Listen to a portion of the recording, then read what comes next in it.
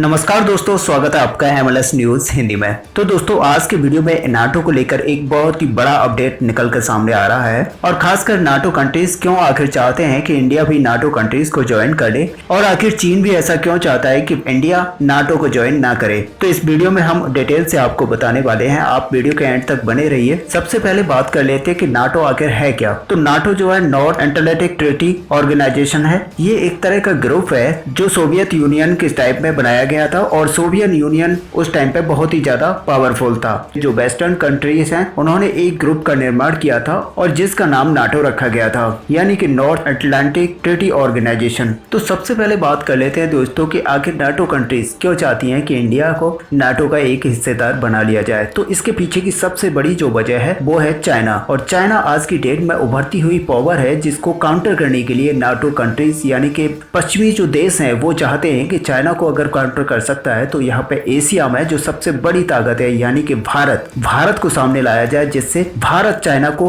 Counter करने में उसकी मदद कर पाए। तो अगर नाटो के मेंबर इंडिया बनता है तो आखिर इंडिया को कौन सा फायदा और लॉस होने वाले हैं। तो फायदा तो यही होगा कि नाटो कंट्रीज पे अगर कोई भी देश हमला करता है तो जो सारे देश है नाटो ग्रुप के अंदर वो सारे देश मिलकर उस कंट्रीज पे हमला कर देंगे। यानी कि पाकिस्तान या चाइना में से अगर कोई भी इंडिया पर हमला करता है तो फिर पश्चिमी देश जितने भी नाटो के संगठन में मौजूद हैं वो सारे मिलकर भारत की सहायता करेंगे। तो दोस्तों, नाटो को ज्वाइन करने से हमको फायदा भी है और लॉसेस भी है। और लॉसेस की बात की जाए तो जो हमारा मित्र देश है रशिया, उसको काउंटर करने के लिए ही दरअसल ये नाटो ग्रुप बनाया गया था। और ऐसे में अगर भारत नाटो का मेंबर बनता है तो रशिया का झुकाव जो है चाइना की ओर धीरे धीरे बढ़ता जा रहा है, वो पूरी तरह से चाइना सेंट्रिक हो जाएगा। और एक तरह से देखा जाए तो चाइना जो अभी तक एक अपने हथियारों की टेक्नोलॉजी से जूझ रहा है क्योंकि उसके पास एक अच्छी टेक्नोलॉजी नहीं है, तो वो रशिया से ऐसी टेक्नोलॉजी हासिल कर सकता है। और ऐसा होने से इंडिया को काफी लॉस होगा और जो चाइना दूसरे देशों को अभी आंखें दिखा रहा है वो बहुत ही ज्यादा बढ़ने वाला है। और अगर हमें नाटो में ज्वाइन होना है तो फिर फायदे भी होंगे और नुकसान भी होंगे। और अगर इंडिया को नाटो में ज्वाइन होना है तो रशिया को अपने साथ लेकर ही ज्वाइन होना पड़ेगा और रशिया को ये चीज भी बतानी पड़ेगी कि उससे रशिया को कोई भी नुकसान भी नहीं होगा और फायदा भी नहीं होगा।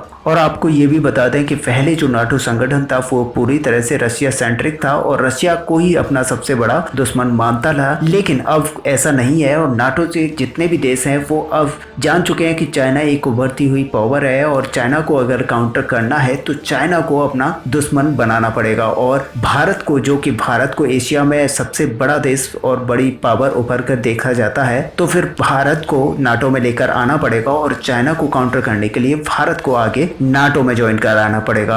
और यही कारण है कि चाइना भी अब चाहता है कि भारत नाटो में ज्वाइन ना करे, क्योंकि अगर भारत ज्वाइन करता है तो नाटो और भारत दोनों मिलकर चाइना के अगेंस्ट में बहुत बड़ी कार्रवाई कर सकते हैं। आपको पता ही है कि चाइना काफी टाइम से छोटे छोटे देशों को परेशान करता हुआ आ रहा है और ये सब करते हुए अगर भारत नाटो में आ जाता है तो फिर चाइना इसको नहीं कर सकता। तो ऐसे में दोस्तों, आपका क्या मानना है, क्या इंडिया को नाटो में ज्वाइन होना चाहिए? अगर आप अपना जवाब भी हमें कमेंट बॉक्स में लिखकर बता सकते हैं। वीडियो को लाइक और शेयर करना ना भूलें। मिलते हैं नेक्स्ट वीडियो में, तब तक के लिए जय हिंद।